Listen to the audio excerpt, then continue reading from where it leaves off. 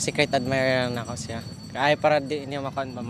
Unsa guni? Kabalo man siya nga kan. Tay sa wala ko kasabot. Di rin ako istorya yung name. Wala ko kasabot diretso anay ba niya. Inakay gi-admire.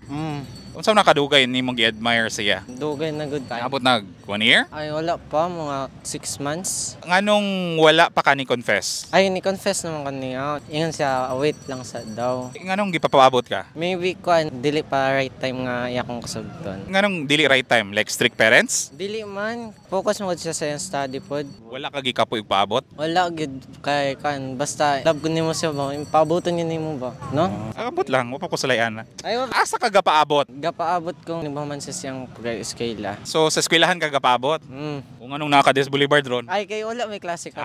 So matag eskwela ra ka mo paabot. Mensahe mo para niya. Love kay tika ba. Magulat ra ko nimo kung kano sa ka ready. Secret admirer lang ko. Ano na yung secret mo ni Ay, dili confess ba? na ka? Dagan nakailan niya good. Sa man siya artista? Dili man schoolmate. Kamuran duwa ka sinabtanay. Oh. Napa? I love you, day.